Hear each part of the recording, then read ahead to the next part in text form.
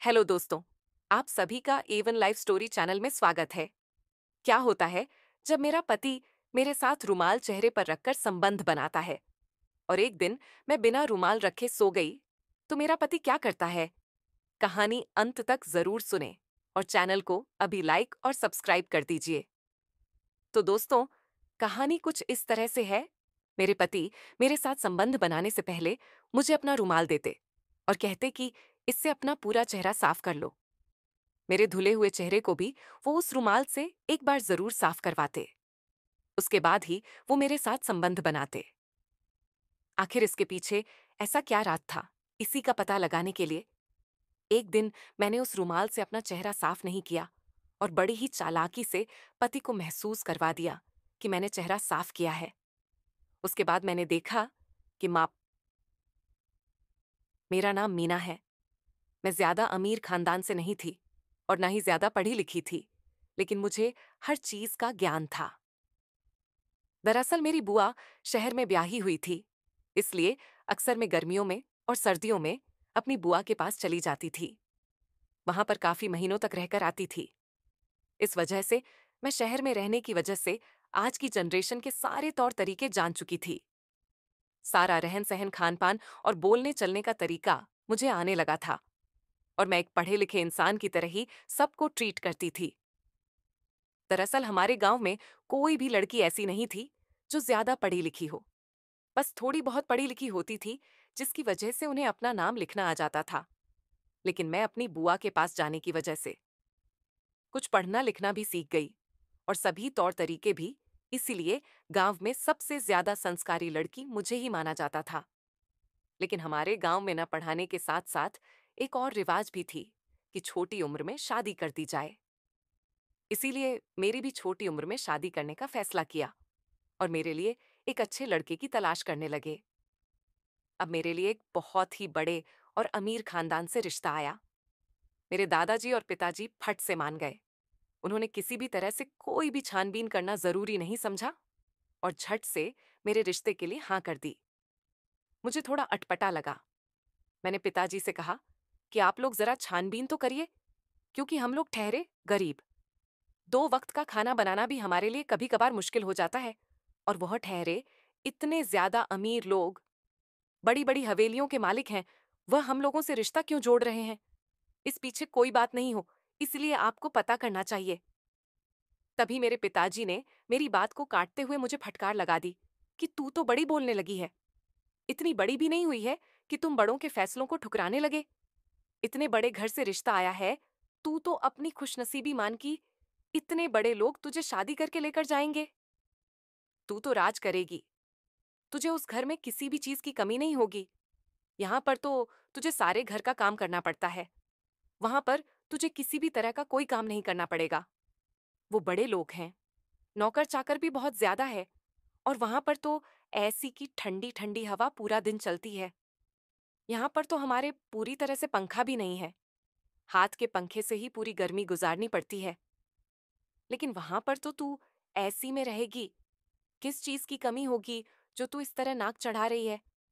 तेरे लिए इतना बढ़िया रिश्ता आया, पूरे गांव में ये बात फैल चुकी है। सभी लड़कियां तेरी किस्मत को दांत दे रही है कि इतने बड़े घर से उसके लिए रिश्ता आया। बड़ी ही किस्मत वाली लड़की है, और तुम्हारे पिता का भी तो देख कितना नाम बन गया है। यहाँ तक कि सरपंच भी कल हमारे घर आकर गया था और बधाई देकर गया था, और वह सब उसी की बदौलत है कि इतने बड़े घर से हमारे लिए रिश्ता आया है। तू कुछ भी मत बोल और अपनी शादी की तैयारियां कर। हमें जितनी जल्दी हो सके तुझे इस घर से विदा करना है, क्योंकि इतने बड़े लोग हैं।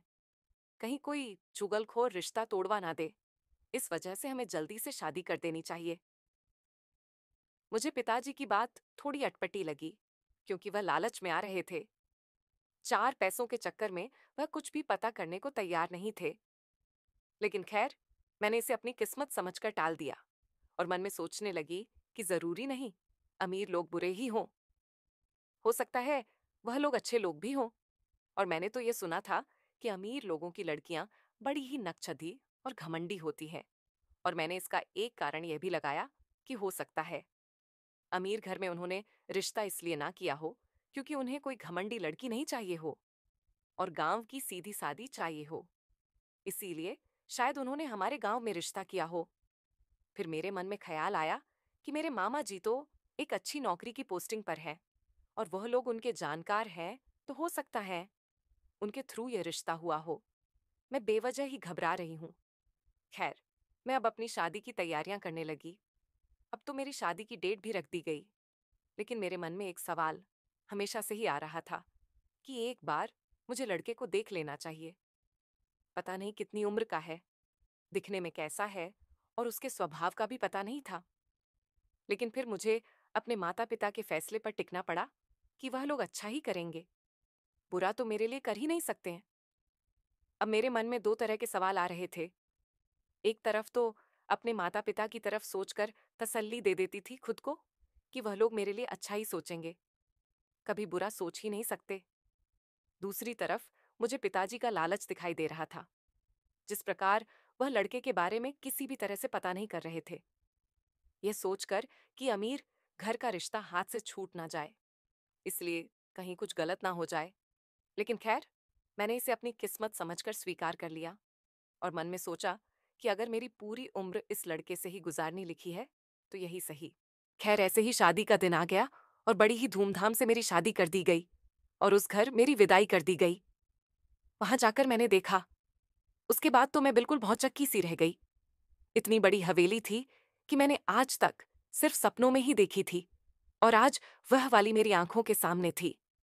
सैकड़ों नौकर उसमें घूम रहे थे और बड़ी ही अच्छी सजाई हुई थी। लोग खुशियां मना रहे थे, और मेरे पति की तरफ जब मैंने देखा तो वह भी दिखने में काफी हैंडसम थे, बिल्कुल जवान थे। अब तो मेरे दिल को बहुत ज्यादा तसल्ली हो गई कि अमीर खानदान में मेरा रिश्ता हुआ।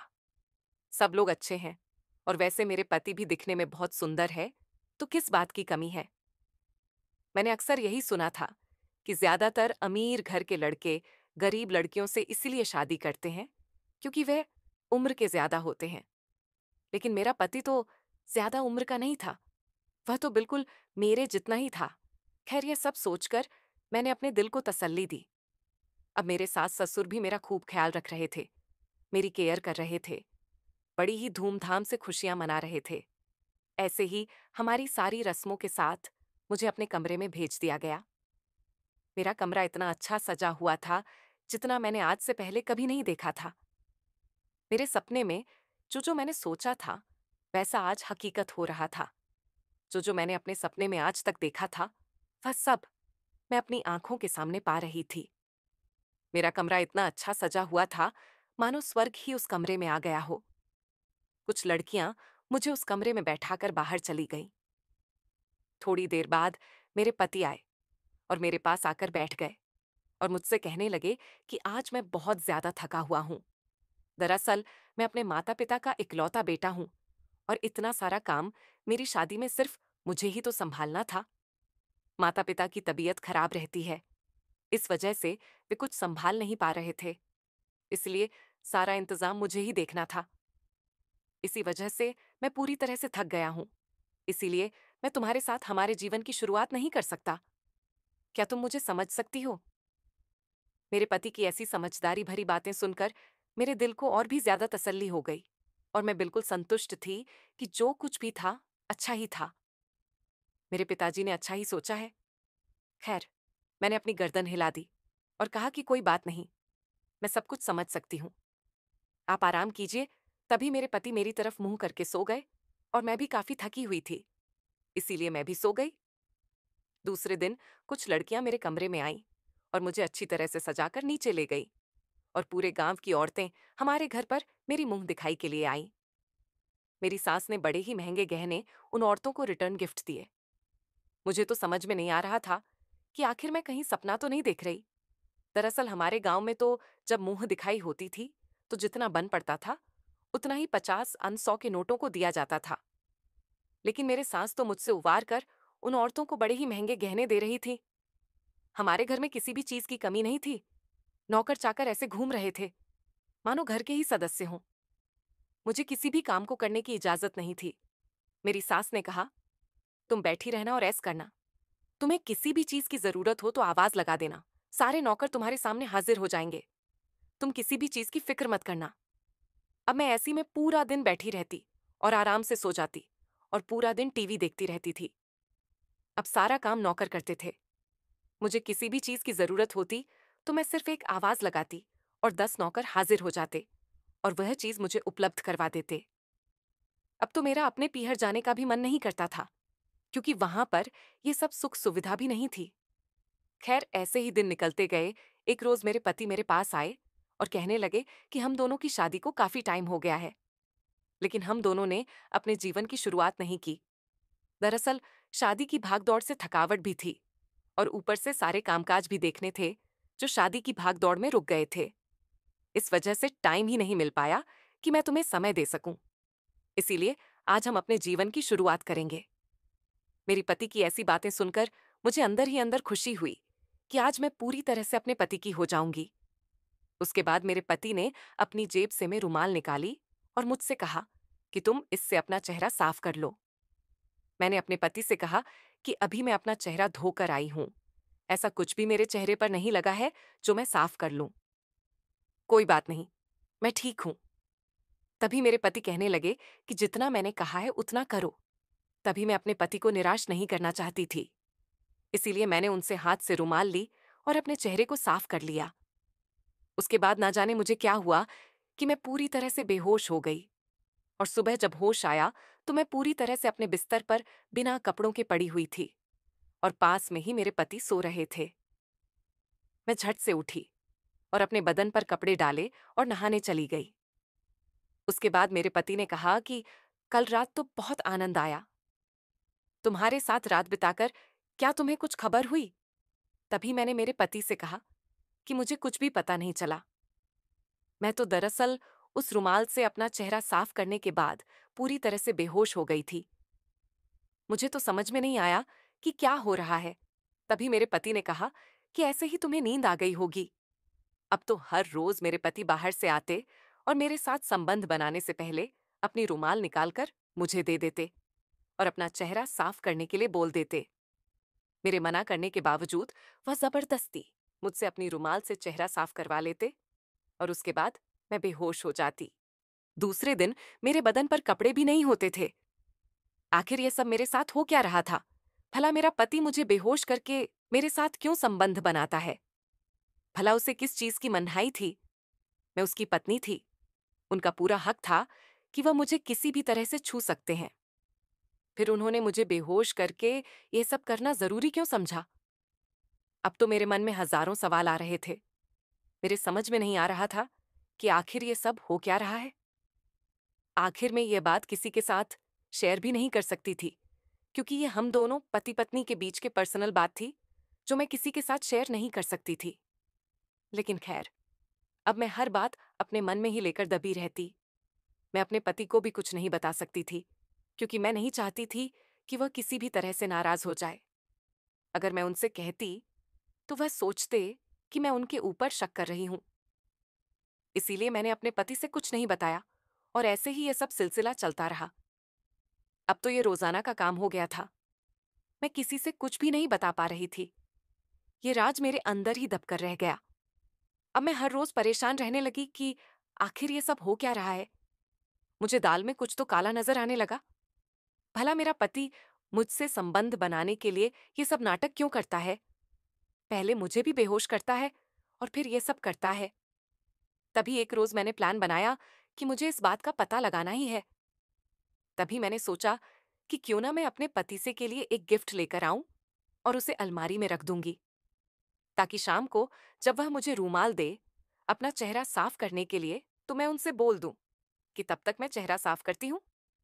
आप अलमारी से अपना गिफ्ट निकाल लीजिए जो मैं आपके लिए लेकर आई हूं। खैर, ये सब सोचकर मैं बैठ गई और शाम का इंतजार करने लगी। रात को मेरे पति कमरे में आए और मुझसे कहने लगे कि ये लो रुमाल और अपना चेहरा साफ कर लो। उसके बाद मैं आपके साथ संबंध बना लूंगा। तभी मैंने मेरे पति से कहा कि ठीक है, मैं चेहरा साफ करती हूँ। तब तक आप उस अलमारी से अपना गिफ्ट निकाल लीजिए जो मैं आपके लिए बड़े ही प्यार से लेकर आई हूं। मेरे पति ने कहा, ठीक है, तुम इससे साफ करो, तभी मैं गिफ्ट निकाल लेता हूं और देखूं तू सही कि आखिर तुम मेरे लिए ऐसा क्या लेकर आई हो। वो जब अलमारी से गिफ्ट निकालने चले गए तो मैंने धीरे से रुमाल दूसरी साइड रख दिया और बेहोश होने का नाटक करने लगी। तभी मेरे पति खुद से बोलने लगे कि यह तो बेहोश हो गई। उसके बाद मेरे पति ने गिफ्ट खोला और वापस अलमारी में रख दिया और आकर मेरे पास सो गए। उन्होंने मेरे साथ ऐसा कुछ भी नहीं किया। जब सवेर होने वाला था, तो मैंने देखा कि मेरे पति ने मेरे बदन से सारे कपड़े हटाकर मुझे वैसे के वैसे ही सुला दिया और वापस खुद सो गए। अब ये सब हो क्या रहा था? मेरे पति ने मेरे साथ ऐसा कुछ भी नहीं किया। मुझे उस रुमाल से बेहोश कर दिया और उसके बाद मेरे कपड़े उतारकर खुद सो गए। ये सब चल क्या रहा था? मुझे तो कुछ भी समझ में नहीं आया। अभी मैंने सोचा कि मुझे सारे सवालों का जवाब लेना ही चाहिए। इसीलिए मैंने दूसरे दिन अपने पति से कहा कि आखिर ये सब चल क्या रहा है? अगर तुम मुझे सच नहीं बताओगे, तो मैं सब घर वालों को और सारे गांव वालों को बता दूंगी कि मेरे साथ आखिर हो क्या रहा है। तभी मेरे पति मेरे आगे हाथ जोड़े और कहा कि मैं तुम्हें सच बताता हुए। दरअसल बात यह है कि मैं आदमी नहीं हूं, जबकि मैं किन्नर हूं और मैं अपने घर का इकलौता वारिस हूं। मेरे माता पिता नहीं चाहते कि मुझे किन्नर होने की वजह से बदनाम होना पड़े। इसीलिए वह चाहते थे कि मेरी शादी किसी लड़की से हो जाए और हम लोग चोरी छुपे से किसी का बच्चा गोद ले लेंगे और हमारे घर का वारिस बना देंगे, ताकि हमारी बदनामी भी ना हो और हमारी इतनी जमीन जायदाद धन दौलत का मालिक भी बना रहे, ताकि लोग ना खाएं। इसीलिए हम लोगों ने प्लान बनाया और तुम्हारे घर पर हमारे अमीर खानदान होने का दावा करते हुए तुम्हारे घर पर रिश्ता भेज दिया और तुमसे शादी की। उसके बाद से तुम्हें कुछ पता ना चले, इसीलिए मैं तुम्हें हर रोज बेहोशी की दवा रूमाल में मिलाकर दे देता और अपने चेहरा साफ करने के लिए बोल देता था कि तुम चेहरा साफ करो, तो वह बेहोशी की दवा तुम्हारी नाक से होकर तुम्हें बेहोश कर दे। और उसके बाद मैं तुम्हारे कपड़े उतार दूं, ताकि तुम्हें लगे कि मैंने तुम्हारे साथ संबंध बनाया है और मेरा झूठ भी छुपा रहे। तभी मैंने अपने पति का हाथ थामा और उनसे कहा कि आप किन्नर हो, इसमें आपकी कोई गलती नहीं है। जैसा भगवान जिसे बनाता है, वह वैसा ही होता है। अगर आप मुझे एक बार सच्चाई बता देते, तो मैं आपको कुछ भी नहीं कहती।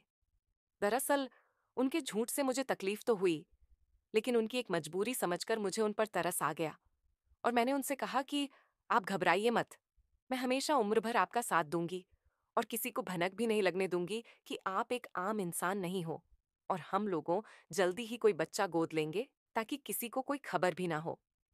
इसी तरह हमारा जीवन चलता रहा और मैंने अपने पति का हर समय साथ दिया और यह साबित कर दिया कि हर लड़की मतलबी हो, ये जरूरी नहीं होता। अगर पति का सच्चा प्यार मिल जाए, वही काफी होता है। धन्यवाद।